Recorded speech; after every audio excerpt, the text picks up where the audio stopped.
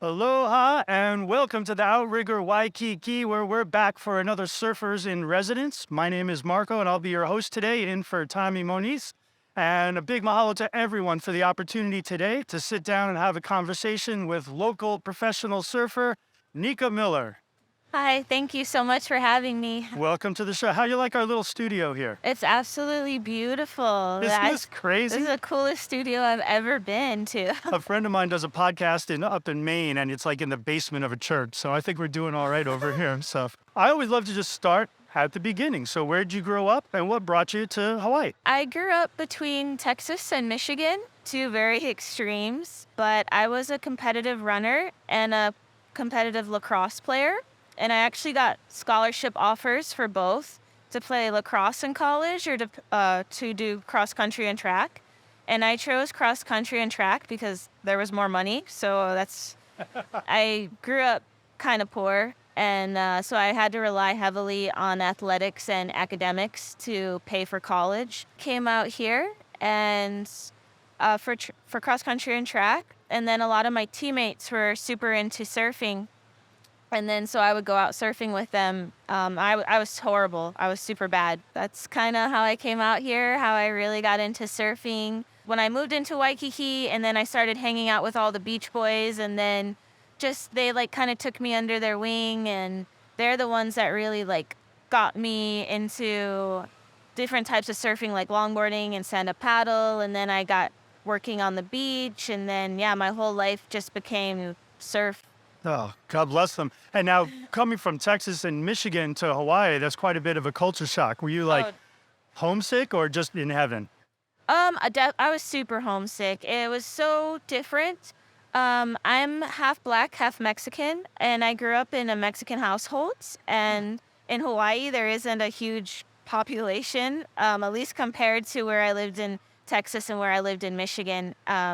So it was really hard for me. It was a lot of Asian influence here, and then obviously Hawaiian culture, I just wasn't used to it. But I mean, I love it. I think it was so beautiful, but it was just hard for me to adjust at first. But when I finally started getting friends, and when I really just focused all my time and energy into surfing, I just started to feel more and more at home. So the Beach Boys got you into surfing, and you started surfing on this beach right here behind us, right? I really started developing my skills here in Waikiki Beach. The talent level in Hawaii is so incredibly high. And so it's really easy to come here, and if that's going to be your main focus for you, you kind of don't have a choice to get better. Like, everyone here is so good that it just raises your level. But yeah, especially when I really started surfing at Queens Surf Break, I feel like where my level just really skyrocketed. There's so many world champions that surf there, and just so many locals that just rip. And yeah, it was just so inspiring to watch them, between like Kalia Moniz and Kai Salas and Megan Godinez and Crystal Walsh, like this Bonga, like so many talented Hawaiian surfers. And it's just everyone now, especially when I travel, they say, oh, you have the Waikiki style of surf. And you can see it like at Queens. Everyone has the same type of style. It's like very elegant and beautiful. A lot of cross-stepping, a lot of getting to the nose. And now for all those folks that are watching this in the hotel rooms that are intimidated by looking out at this surf and all these amazing surfers, right? Why in particular? Because I learned how to surf on this beach and figured out that it was a kind of nice place to learn. What are some of the things that make it attractive to learning right here in Waikiki? I think all the abundance of surf schools, and that's what I found. And I always recommend too for people. I know it's cheap. Some people are on a budget, and it's cheaper just to rent a board for $10 an hour opposed to paying for a $100 lesson. Sure. But I always recommend taking a surf lesson because it can be very dangerous with the board with the fin, and you just not knowing what you're doing. The board is pretty heavy, and once you get hit with it, it can hurt you or someone else. But I think one thing that makes Waikiki Beach so great for beginners is all the different surf schools. Also, the wave is a lot more gentle and rolling. Other places I've been to, like California or places in Nicaragua, places in Puerto Rico, have more shore break. waves, which are a lot dumpier and faster. But here, the waves break over a reef, and they're just a lot longer ride, so it gives you more time to practice and stand up. And one thing I found too, being on a longboard helps a lot as well. And is that what you would recommend for Yeah, a beginner? I would definitely Because I recommend. see some people that are obvious beginners on these little short rockets. Yeah, and they get so frustrated, and maybe it might look cooler to be holding your little short board, but it's definitely, I always recommend going on a longboard. But between the Moniz Surf School and Aloha Beach Service Sure. and Moku Surf Shop, there's so many great places that teach lessons, and so many locals here that are great surfers and are really great watermen.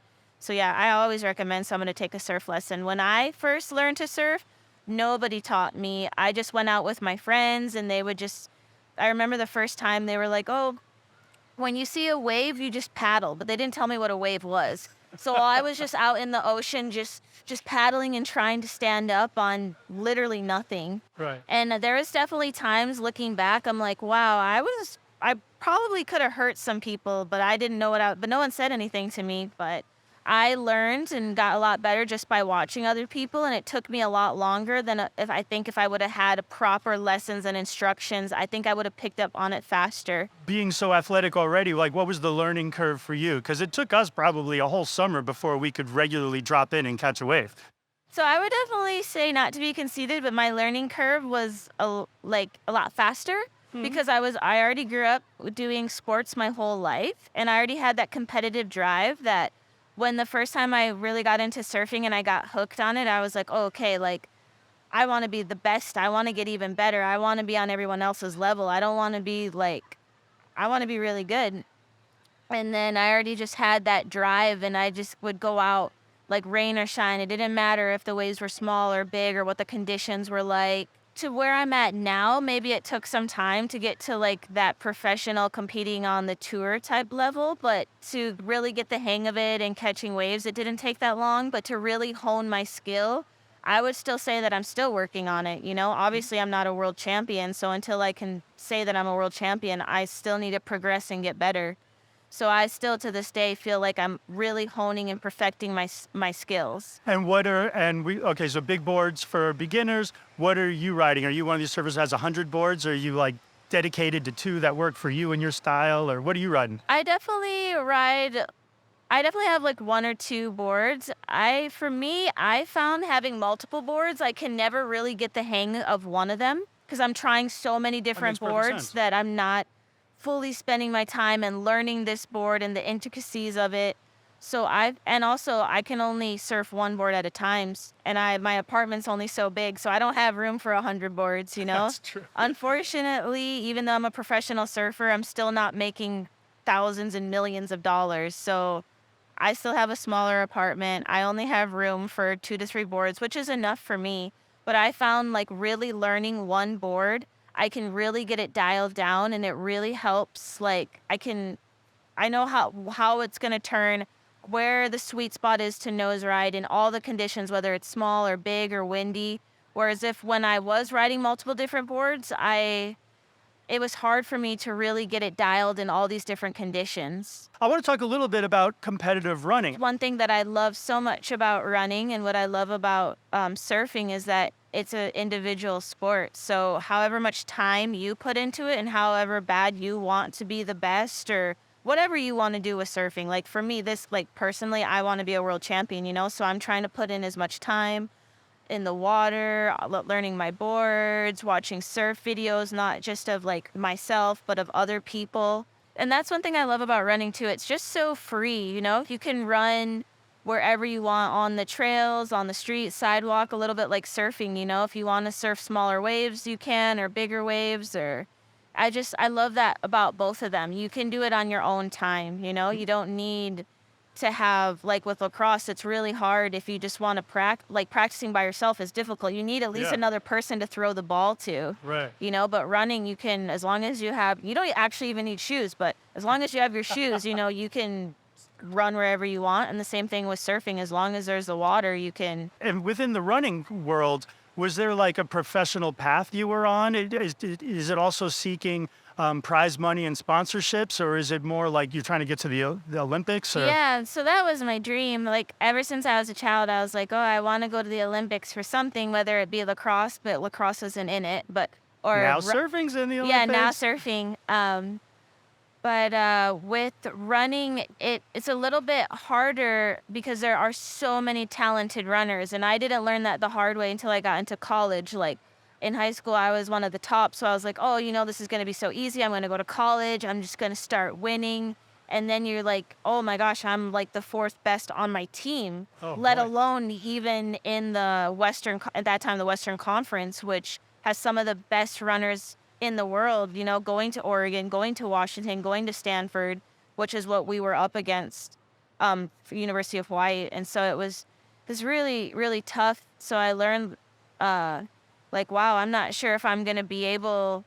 Well, in my heart, I was like, no matter what, like I always compare myself to that story, the hare and the turtle, the tortoise. Yeah. Like, even though the hare is super fast and they're getting there like to the finish line way faster, I'm the tortoise. Like, my path has always been like slower, but I will finish eventually, You seem to have a strong sense of determination. And that's, I feel like, what's happened in my career in the surf industry. Like, it's taken me many years to get here, but I've gotten here. But the thing with running is, there's so many girls in the world, you can run anywhere. You can run in Nebraska, you can run in Africa, you can run in Antarctica, but there's only so many places you can surf in the True. world.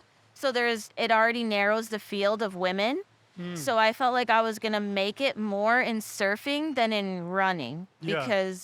and also there's definitely a big lacking of Black Mexican surfer girls Sure. out there, opposed to in the running world where there's so many Black girls and Hispanic girls. So I just felt like I would stand out and I could probably profit or like somehow get in some sort of like niche where I stood out more, Own a small space of it. Yeah. Yeah. You mentioned footwork, and I was watching some of your videos, and you have got amazing footwork. Thank you. And it reminded me of like fencing or even hula dance. So do you kind of pull from other sources, or did it develop naturally? I would say it developed naturally. It also developed just being here in Waikiki. Like I said, I feel like Waikiki has such an iconic style of longboarding with a really like intricate footwork and with a lot of grace. But within my surfing, I always try to be as graceful like a ballerina as possible, but also incorporate power. Because I don't want to just be a dainty soft surf. I want to also show that I can put powerful maneuvers into it. When I surf, I want people to know that it's Nique Miller surfing. Like, oh, that's like her style. Like, even though I draw a lot from Waikiki, I still want to have my own sense, like be unique, and stand out. Especially being a woman of color in this industry, I feel like already I have to go up and beyond. So I really just want people to see that I'm really good at surfing and that I am unique and different, and that's very important to me. And like I said, being a woman of color, I need to make sure that I'm at like the best level I can be at. I don't ever want people to look at me and be like, oh, she's only sponsored by Billabong and Sunbum because she's Black and Right. they needed someone ethnic. I want them to look and be like, no, she's sponsored by them because she's really good. Right. Is there anything that you do to prepare yourself for this strange, changing environment, or is it just practice, practice, practice?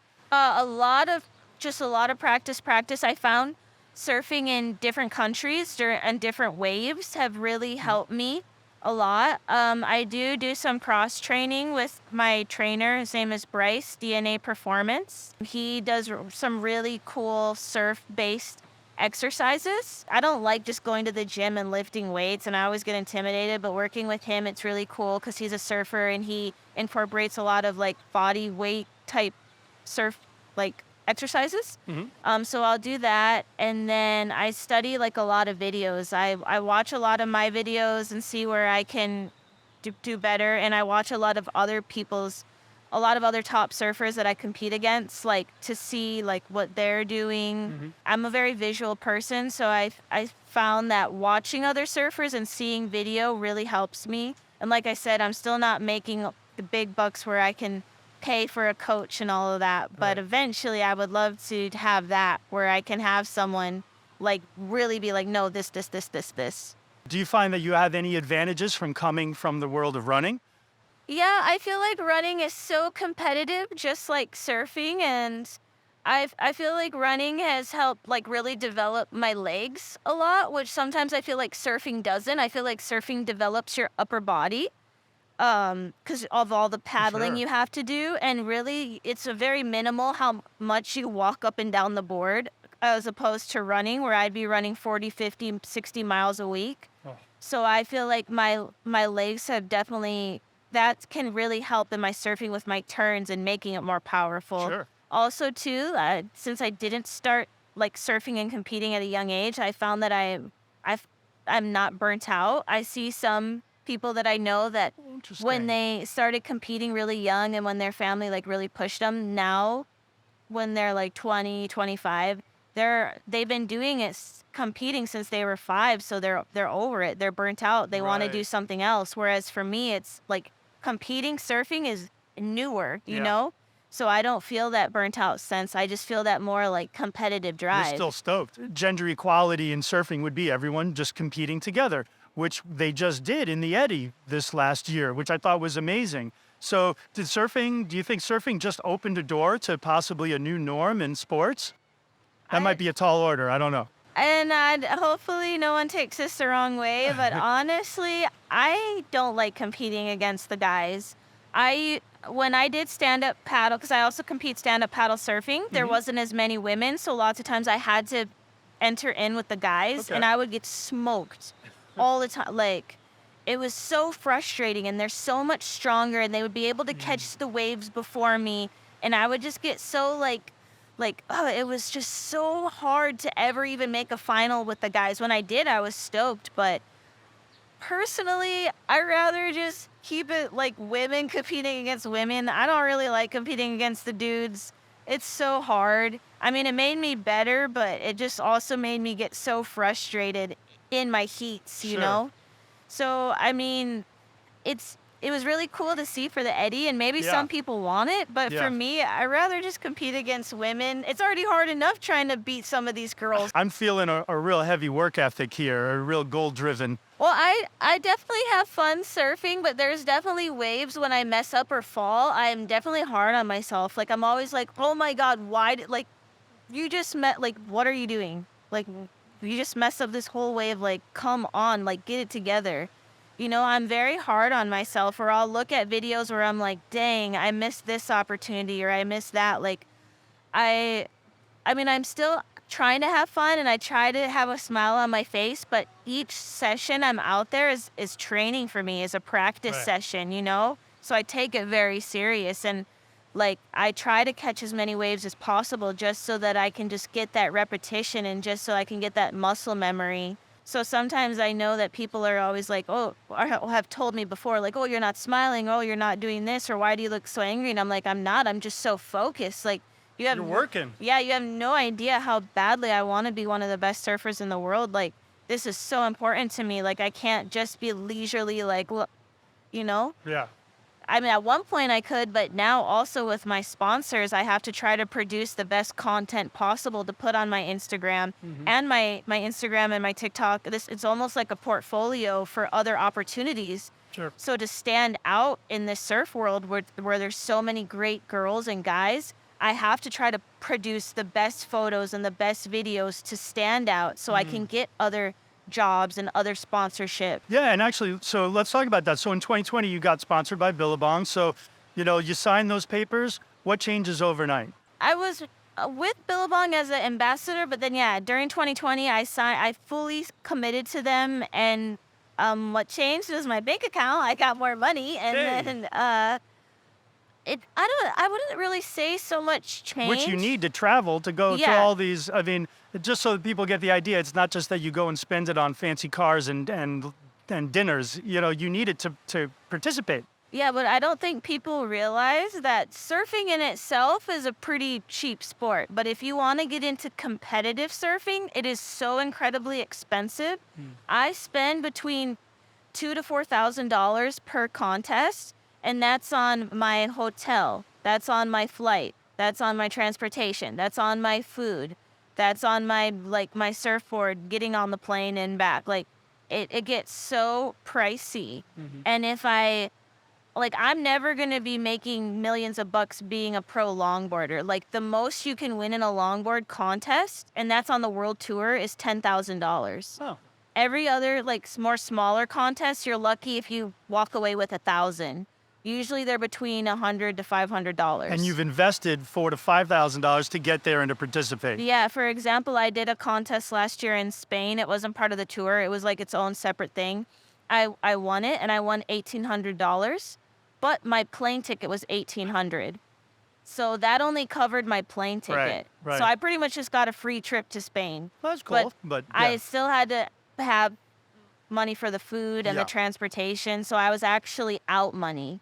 And right. that happens a lot in contests. If I usually I'm breaking even or I'm out maybe like $200 to $300. So Wow.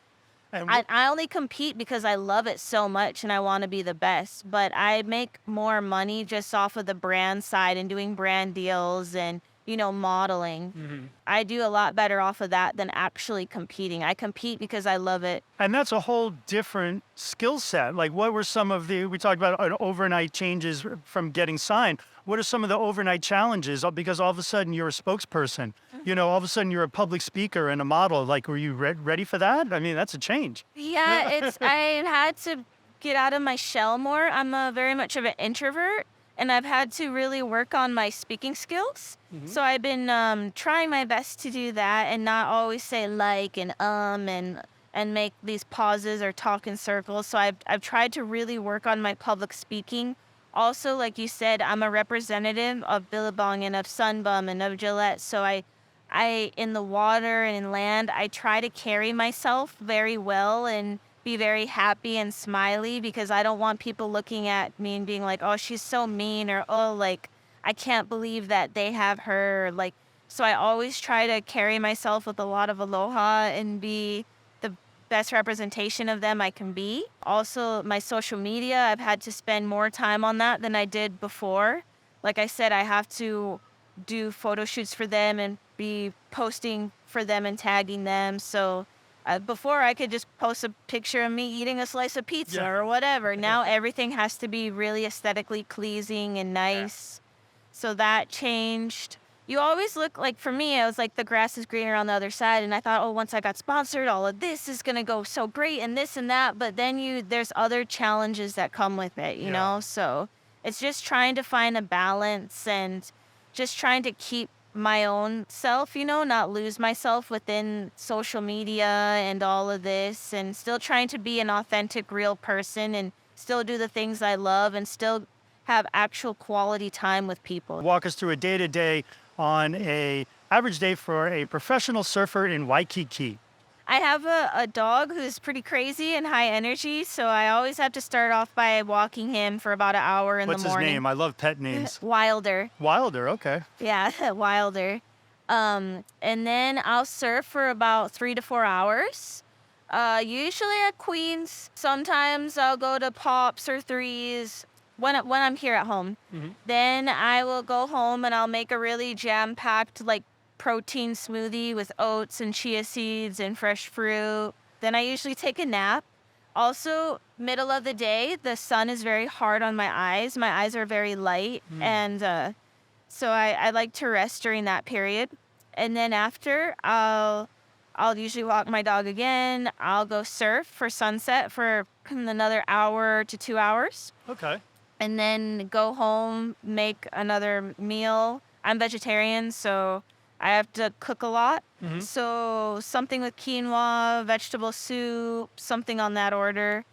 And then I do, in the evening, I'll like reply to emails, post something on my social media, and go to sleep, kind of start the whole day all over again. And what percentage is like? How often do you get to do that day? Like, how often? What's the percentage of traveling versus training? Last year, I probably traveled 2 weeks every month. And this year I decided I'm going to cut back. I'd rather just do one contest, like 1 week to 10 days every month of travel, because I found I was very burnt out the more I did contests, and the turnaround of just from Hawaii going to somewhere, you have to get used to the time difference, the Right. jet lag.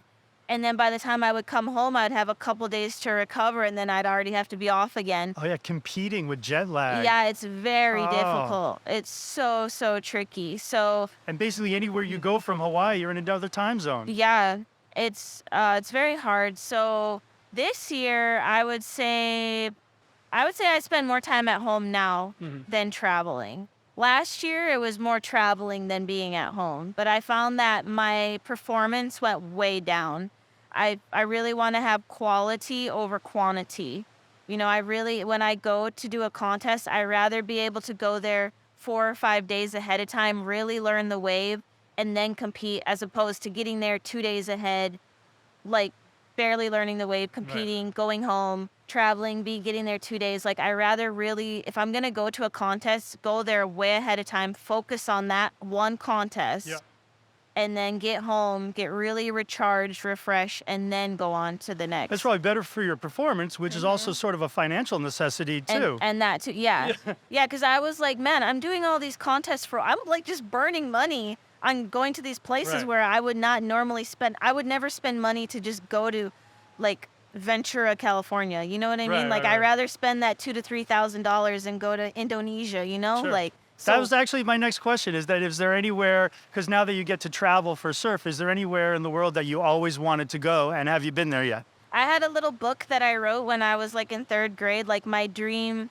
job in the world was to do something with traveling. I wanted to travel and see the whole world. So for me, I've always wanted to travel and see different countries and different places, and I like going to places that are more unique and places I feel like that haven't been as like blown up. Mhm. So I really, really want to go to Namibia. That's super high on my bucket list. I really would love to go to Scotland. Interesting. Yeah, I'd really want to go to Mozambique and to Peru and to Vietnam and the Galapagos Islands. Well, all the places that I named, all you can surf in all of those areas, but they're just not as well Oh known yeah, you can surf surf in destinations. Scotland. Yeah, Yeah. you can surf in Scotland, and apparently September is the time like where they have really good waves. And also Namibia in Africa, they same thing. They have a whole coastline of amazing waves. Mhm. And the same thing with Mozambique, and the same thing with Vietnam. They actually have waves down there. Mhm. But yeah, all these places I want to go to have like such an interesting culture to me, but also they have waves you can surf that aren't blown up. They And might not be the best waves in the world, but right. it's still really just unique to me and different. And some of those places you were interested in at that young age already? Oh yeah, I That's was. so cool. Yeah, my grandpa, he gave me a globe, this really beautiful globe that I still have on the mainland, Mhm. and I would just look at it for hours because I didn't have a cell phone or anything, but I would just spin it and just like I would literally look at all these different countries all over. And yeah, it always just fascinated me, and I'd always just wanted to be like, and I'd always pick out like places that just, yeah, look so unique and far away and just, yeah. So it's something that I've always had an interest for. I love hearing these stories of visualization where somebody, as a child thought of something or saw something and then later on as an adult. Do you visualize competitions or surfing or waves, or is that any part of your, like a Zen, anything that you kind of do? Yeah, I've found that especially for contests, if I really focus and visualize like I'm gonna do good, I'm gonna do this and this on the wave. If I really like put it more and more and more in my head, I found that it starts to translate and I start to do it in my surfing. So Wow. I've been trying to do that. I'm very open. If anyone on this podcast ever wants to give me any advice, I'm always so open to learning and just how to improve on those type of skills. I know people have told me in the past that meditating would help a lot just to clear my head and just to get me centered and focused. Mhm. That's not something I've been doing yet, but something I really want to try. But I'm always just open to different ideas and possibilities, anything to help get me better and give me an edge over other surfers. I've got two quotes from famous surf folks. One is Duke, and he said that whatever you put into surfing, surfing will pay you back 10 times. So is that something you're finding to be true? And it doesn't necessarily have to be financially, obviously, Yeah. enriching life or whatnot, but something surfing gave back to you. Gosh, surfing has given back everything to me. Being in Hawaii has given back everything to me. It's be living in Hawaii has just really, to me, given me myself. Like I before I felt so self-conscious and I felt so ashamed to look the way I look, to have dark skin and my features, but being here was the first time in my life people would actually tell me, "Oh my god, you're so beautiful. Oh my god, your skin color is just so rich and so nice." And it just really started to make me feel like, wow, I'm an actual person. Like people actually see me. I'm not just this like ugly creature. Like it just really started to just make me feel like whole and just like heal my inner self. And then surfing in Waikiki and just being able to be a part of it and just take so much, like I said, from all these inspirations like Dwayne DeSoto and Bonga and Crystal, just watching them and just seeing how beautifully they surf, it's just to me really helped develop my skill, and I'm just so grateful for everything here and all the people, everyone in Waikiki that gets behind me and is always rooting for me and like always like telling me, "Oh, I saw you like watching you on this contest or doing this and that." Like all of that means a lot to me. So I'm so grateful. So what's one thing that you didn't think you'd ever do that you did? I was talking earlier, like how this was like a kind of a full circle moment for me. I used to work on the beach Hmm. and I used to bust my butt working 6, 7 days a week, um, just to make enough money to pay my rent and maybe have a little extra to enter into some of the local contests. But it And what were you was, doing? I was doing some lessons, but mainly a surf photographer at the surf school. Oh, But cool. it was down by the outrigger reef, and I used to go into the outrigger reef and just hang out in the hotel, like in between lessons, or if I was tired, I would just sleep on one of their like little couches. And now to be here actually doing an interview and literally staying in a room, like laying on an actual bed, like that's something that if you would have told me back then when I was working on the beach, I'd probably be like, ah, I don't think I'll ever be able to like work with this hotel, the same Right. hotel that I would literally go in just to get water or use the bathroom because it was nice and Yeah. fancy. And now I'm actually here. Like it's just really makes me feel proud and just like, oh, I knew like all this hard work would one day pay off. Like, cause there was times before I was sponsored and when I was trying to compete, it was a real struggle. And it was just like, can't tell you how many times I would cry and just call my mom, like, what's wrong with me? Why does nobody want to sponsor me? Or like, what am I doing wrong? And, or just people telling me it would never happen. And, you should just try to like maybe work at the hotel, or you should try and get this type of job or that type of job. Like whatever, if like what you're trying to do is never gonna pan Right. out. Well, there you So go. I'd say that counts big time. And what's something I always love this one too, because oh my God, the answers are so funny. So, what's something that you thought was going to be easy that really kicked your butt, that took you by surprise, something that you underestimated? I thought competing in surfing was gonna be a lot easier. I Hmm. thought that like you were first saying like, oh, all you had to do is surf and catch a wave. Yeah. Like I never realized how much strategy is in it, and how much like having that time limit of 20 minutes or so, like how much that really affects your surfing. Hmm. Not just being able to be like, oh, it's okay, I haven't caught a wave in 10 minutes. Like, no, if that happens in a heat, like, you need to you're stressing, like if you haven't caught a wave in 10 minutes, like how much that like little time period really interferes with just being able to be free. So competing is in surfing is a lot harder than when I first thought. Before we wrap up, your sponsors, you want to say a shout out to your sponsors? Oh yeah, my sponsor Billabong Women's, Sunbum Sunscreen, Sticky Bump Surf Wax, Island Fin. Cool. I'm kind of riding two different longboard shapers right now between Hmm. Michael Takayama and Tim Stamps. But Cool. thank you guys for making me awesome boards. Right on. um, yeah, Gillette Venus. And I think those are all my main sponsors at the moment. And any other organizations or charities or schools or someone you want to shout out to? Definitely the Outrigger Waikiki. Thank you so much I'll for do the having same. me. Like, this has been such a special experience, and all the workers here have just been so friendly to me, and just the views are beautiful, and such a beautiful opportunity. I'm so grateful for them having me.